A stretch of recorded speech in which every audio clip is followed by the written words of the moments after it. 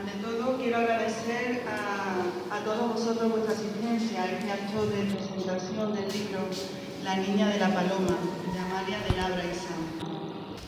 Amalia de Labra nace en Bilbao, Vizcaya, en 1928.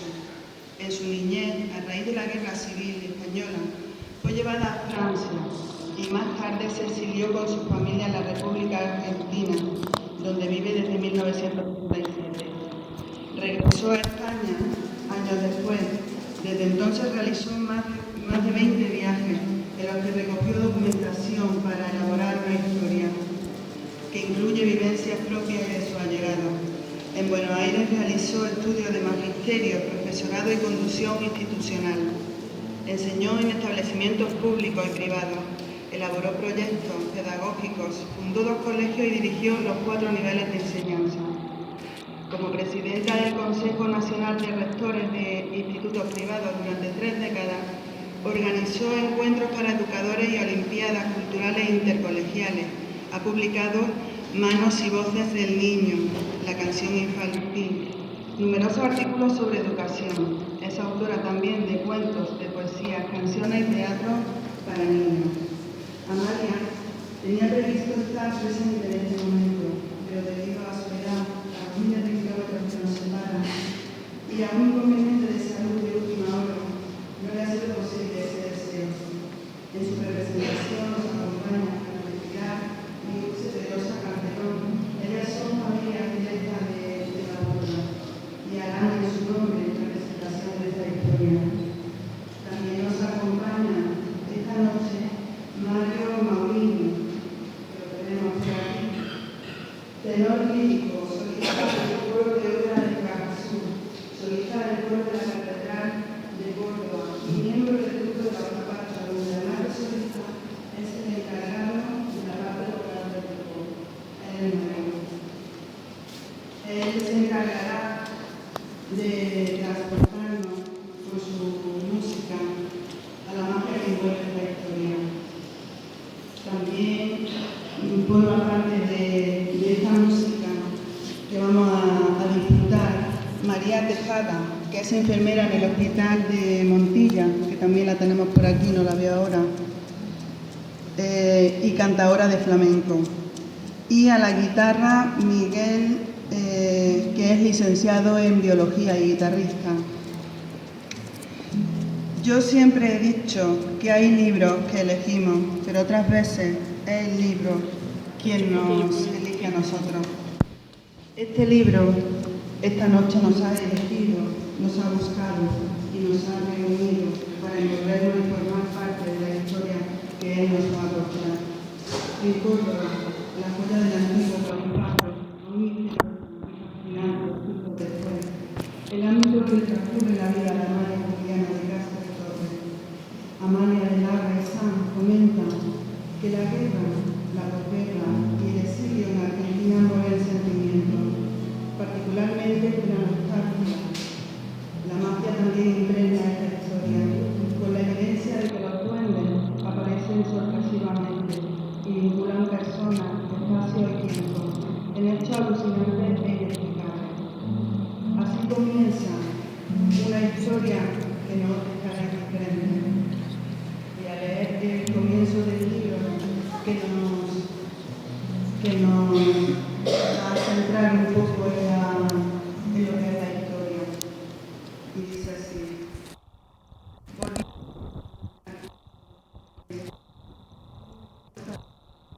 Siempre me hacía pensar que esa obra era la botella del día.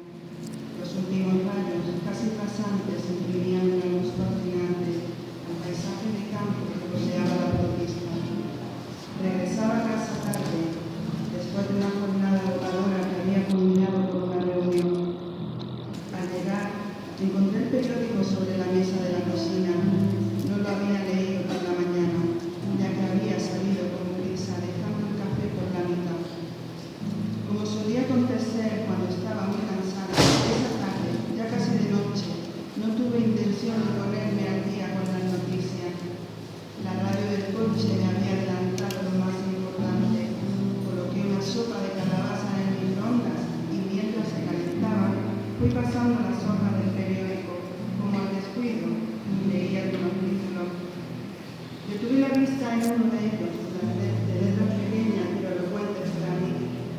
impactada por el tema, celda de la Inquisición bajo una plaza de Córdoba, me apresuré a leer la columna, mientras mi corazón y respiración se alteraban, porque aquella catarata de letras que intentaban acaparar apresuradamente me situaban en un lugar que mucho tenía que ver con mi pasado, con el pasado de mi familia, con las vivencias de mis propios abuelos, con una historia que desde hacía 5 siglos constituía un baldón para España.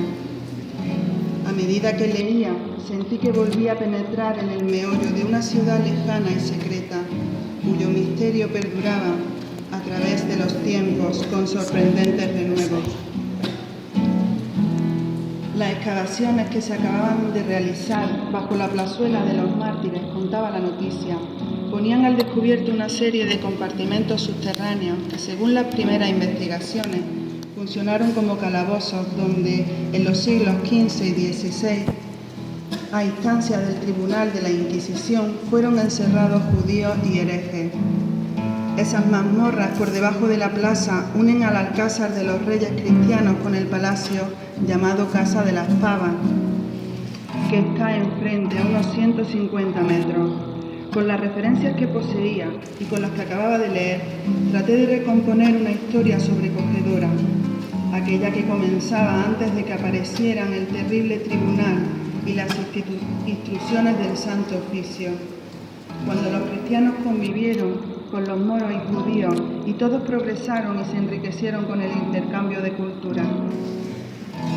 Maimónides fue el gran exponente de aquella sabiduría, trascendente a lo largo de tierras y tiempos. Orgullo de una comunidad que dejó un gran legado a Córdoba Califal.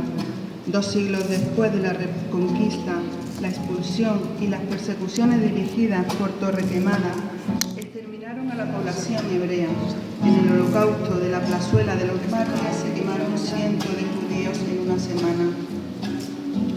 Las cárceles subterráneas de la Inquisición, que la noticia acababa de poner en evidencia, habían tenido un propósito muy distinto cuando fueron construidas durante el califato. Comunicaban el alcázar de los reyes moros con la construcción palaciega en el sitio de la que luego fue la Casa de las Pavas. En sus días de esplendor funcionaron como baños árabes, iluminados por tragaluces sabiamente dispuestos. Después de la Reconquista, se usaron como pasadizos secretos entre el Alcázar Real y el Palacio de las Pavas. Cuántas historias inconfesables habrán albergado aquellos laberintos. Seguramente el inquisidor los encontró propicios para amontonar a los infelices que caían bajo su ley. En las sombras pudo someterlos a flagelaciones y a la imposición del humillante San Benito, luego de confiscarles sus bienes, arrogándose además al derecho de quitarles la vida en nombre de Dios. Los baños árabes purificadores de cuerpos y almas pasaron a convertirse en oscuras celdas donde todo resquicio de luz fue negado. El ejecutor de la Inquisición, el Santo Oficio, funcionó en la mismísima Casa de las Pavas. Allí la perversidad de los hombres imaginó suplicios para otros. Allí se condenó a muerte a los que no pudieron escapar a tiempo. Esa plaza aparece hoy encantadora, serena, engalanada por los versos de un sultán y su favorita junto a las manos de ambos. En ella el auto de fe encendió la hoguera y la alimentó con hombres durante 5 días seguidos. La ciudad se ahumó durante muchos más y los gritos de los sentenciados no encontraron espacio suficiente para contenerlos a todos. Se apegaron a las piedras para perpetuarse en su reclamo de justicia siglo tras siglo. Fueron almas en pena.